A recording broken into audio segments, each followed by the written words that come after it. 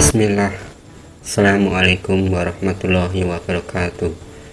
Selamat datang di channel One Day One Hadis. Channel ini dibangun sebagai sarana belajar dan dakwah yang akan mengulas hadis-hadis dengan sanad yang sahih yang kami kumpulkan dari berbagai sumber.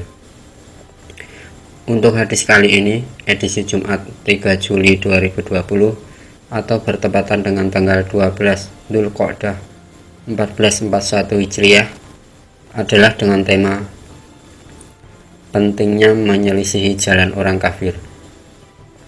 Dari Abu Sa'id Al-Khudri bahwasanya Nabi Shallallahu Alaihi Wasallam bersabda, sungguh kalian akan mengikuti sunnah atau cara dan metode orang-orang sebelum kamu, sejengkal demi sejengkal, sehasta demi sehasta, hingga andai kata mereka menelusuri lubang, niscaya kalian akan menelusurinya pula.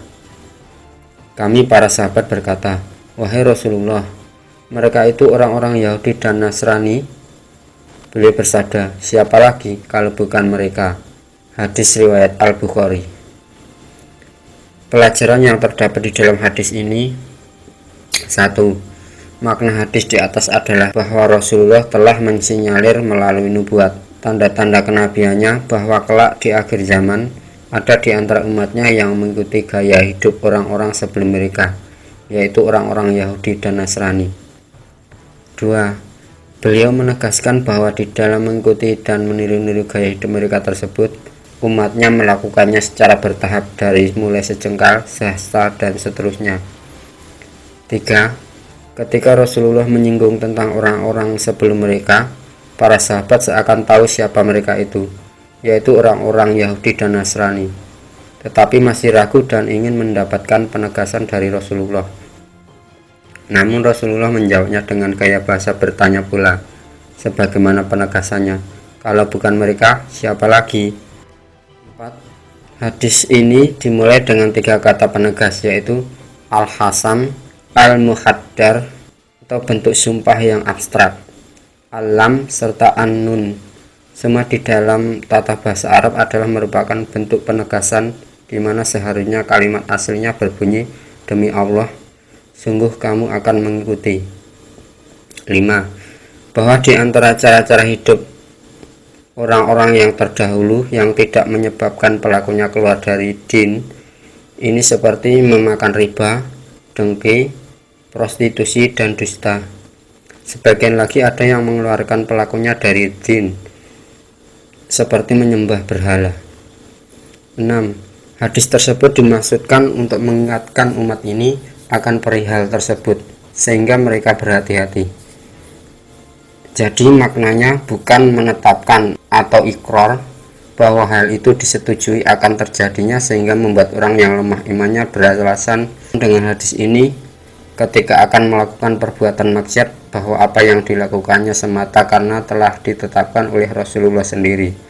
Sungguh ini merupakan ucapan dusta yang nyata terhadap Rasulullah Shallallahu Alaihi Wasallam. 7. Semua perbuatan maksiat yang terjadi saat ini mesti ada asal usulnya pada umat-umat terdahulu. Akan tetapi orang yang diberi taufik oleh Allah untuk mendapatkan hidayah, maka dia akan mendapatkan hidayah tersebut. 8. Ucapan Rasulullah, lubang masuk atau rumah drop, karena lubang drop merupakan lubang binatang yang paling kecil. Perumpamaan ini hanya dimaksudkan sebagai al-mubalaghah atau berlebih-lebihan.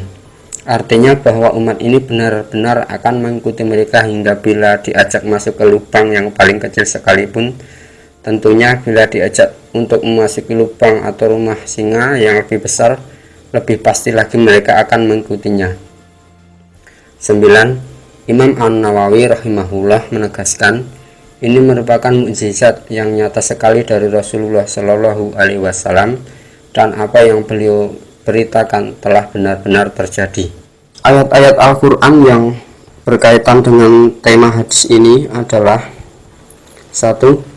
Bahwa perbuatan maksiat yang terjadi pada umat ini memiliki akar dan asal-usul pada umat-umat masa lampau.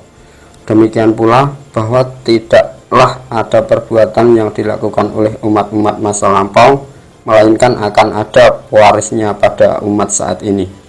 Dalam surat Al-Maidah ayat 104, Allah Azza wa Jalla berfirman, apabila dikatakan kepada mereka, marilah mengikuti apa yang diturunkan Allah dan mengikuti Rasul, mereka menjawab, cukuplah untuk kami apa yang kami dapati, bapak-bapak kami mengerjakannya.